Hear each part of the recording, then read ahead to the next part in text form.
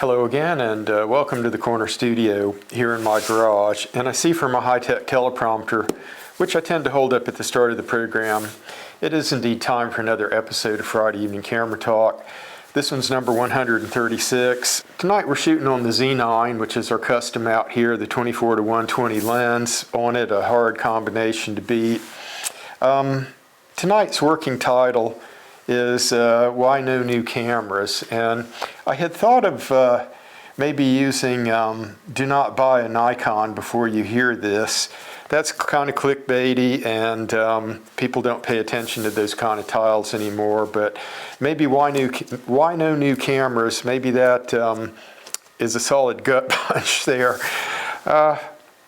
First things first, I guess I've got notes here. I've got different things to walk through. I ought to just slow down a little bit here and we'll get organized. The first thing I want to talk about, and I'm going to move the Z5 II out of the way here because we'll talk about it in passing, but I want to show you something.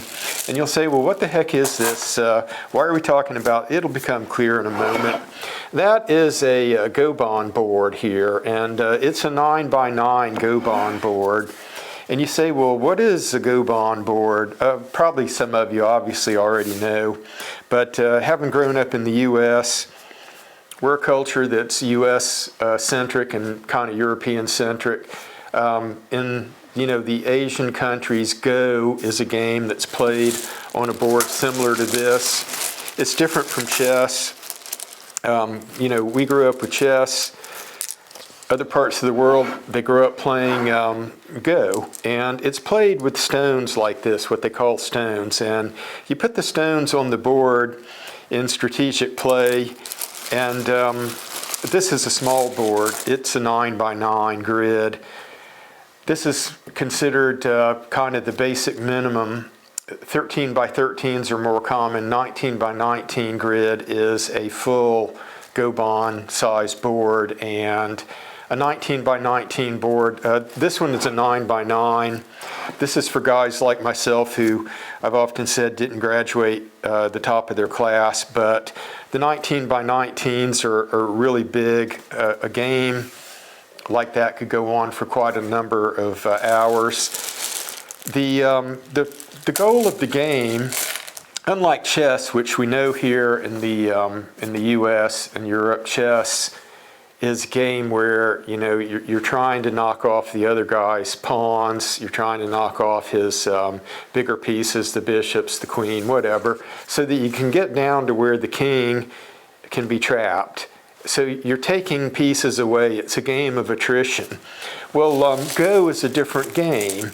Go is a game that you play, and it's about occupation. You're putting your pieces down, and your opponent is putting their pieces down, and through strategy, you are trying to occupy space and win the game that way. And it's beyond our ken here tonight to try to explain how that's played. I don't really know it that well myself. I played it some.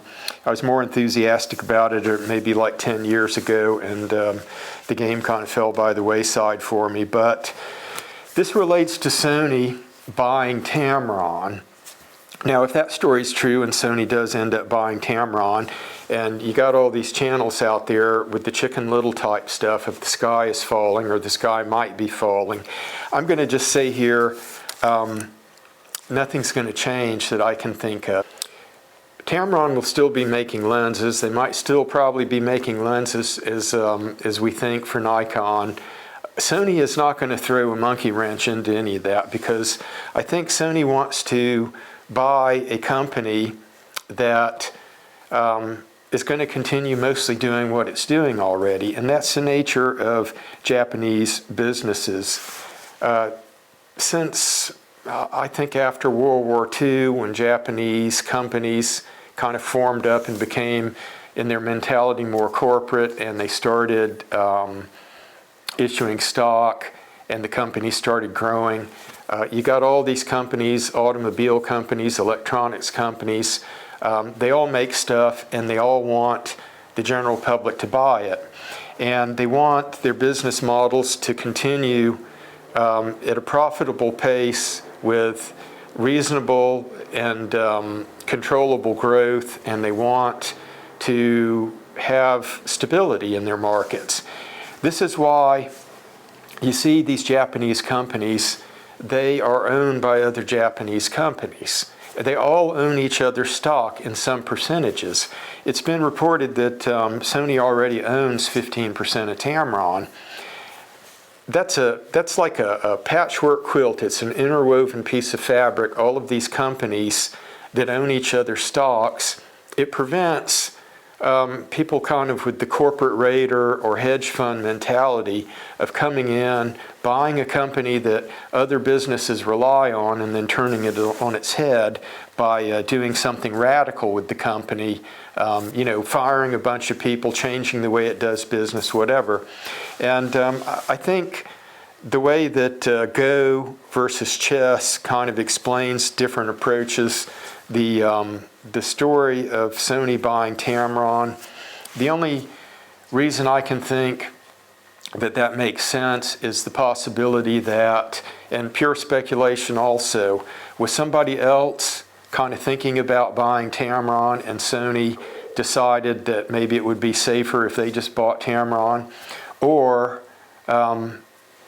is Tamron, their finances, I don't know. I have no way to do a deep dive into their finances, but their long-term outlook, are they struggling? Are they really prosperous? It could be a lot of different reasons that Sony has, perfectly sensible reasons for buying Tamron, but I think the end result is those of us who think that Tamron probably builds a certain amount of lenses for Nikon, I think that'll continue on as it always has. Not a cause for worry or panic or anything else. But anyhow, let's move things along. We still got a lot to get through tonight. We're going to take a quick station break here. We'll be right back.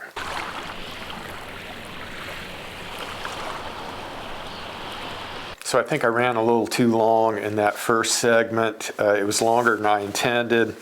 We still have the important analysis to get through here. I'm not going to abbreviate it though, because we need to pay attention to this stuff and be mindful of it. I want to talk about Nikon's rollout schedule. You probably could tell that from the introductory slide that I had at the start of the program. Cameras have not been falling from the heavens from Nikon, and there's bug again. Let's just go back and I'll walk through my notes with you. We had the Z9 rollout in basically December of 2021. Now, the Z9 had plenty of legs under it, plenty of capability, 45.7 megapixel sensor, as we know. The Z8 was rolled out in May of 2023. And you guys, if my stats are incorrect here, I want you to correct me in the comments. But it was rolled out in May of 2023. And also 45.7 megapixel sensor, the same one that sits in the Z9. So we've got our two flagships, basically Z9, Z8. It's going to be some edits in this one, some glitchy spots. I try to avoid that kind of stuff, but today I'm being plagued by insects out here in the studio. The next camera that came out was the Nikon ZF. That was October of 23. So we're getting a pattern here that's getting started. 2023, two cameras, Nikon Z8, Nikon ZF. So that was the last time in 2023 that we had a 45.7 megapixel sensor camera roll out. They followed up the Z8 with the ZF at 24.5 megapixels. Now, 2024, two more camera bodies came out. The Z6 III and the Z52. One came out in June, the other came out in November. Now, November, that one surprised me, the Z52. That's kind of a late rollout in the year. Usually you want to be better positioned for the Christmas market, but both of those, again, the Z6 III, a 24.5 megapixel, the Z52, 20.9, an APS-C camera, of course. Now, last year, 2025, In April, the Z5 II came out. In October, the ZR came out. So we got our 2 camera bodies for 2025, 2024, 2023. As we know, there's been no camera bodies, all of these also XP7 processors. There's been no camera bodies brought out so far in 2026. We're already at July. Actually, I'm shooting this on the last day of July, so I don't know if I'll get it edited and up today, but we may be posting it in August. So we're literally at the end of the 7th month, and we have not had a camera body. The wife brought in some plant flats that she had that weren't ready to go to the greenhouse, and we got some like little gnats or something in here because the plants, you know, when they're new and they're really small, we've got a rack over here that I'm pointing at that has some plant lights in it.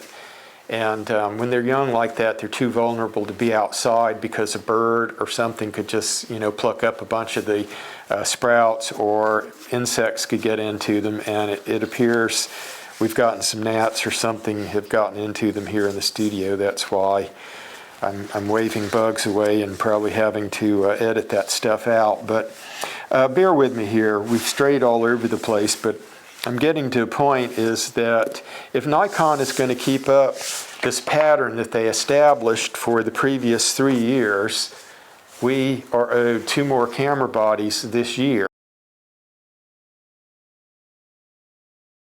As you know, on the channel, I had a Nikon Z6 III and I got rid of it. And I don't want to go sideways by talking about the Z6 III, but I will say that it is on sale right now, and the price that it's on sale, slightly under $2,000.